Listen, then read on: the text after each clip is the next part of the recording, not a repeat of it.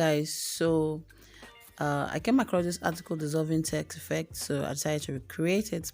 So the app I'm using is Inshot. So if you have an Inshot app, very good, but if you don't have, you can download it from your Google Play Store. So first of all, you go to your Inshot, click on blank space, then add text.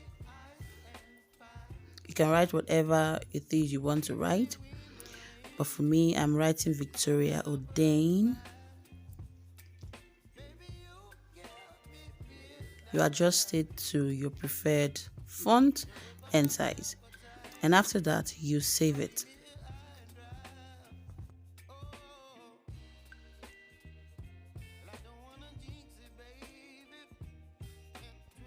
So once you click on the save icon, the button there, you exercise a little patience for it to convert into your gallery.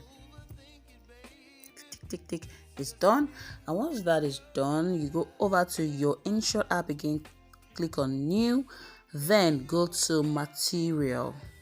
Okay, the material is up there. All right, when you click on the material, go over to atmosphere, click any effect you want. But for the sake of this tutorial, we'll be clicking on particle dissolve effect.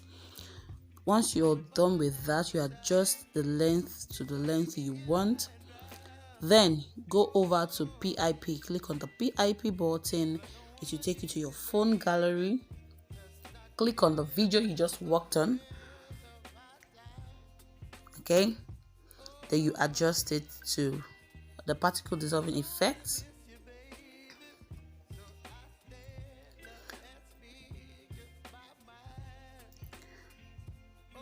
Now once that is done, you go over to animation,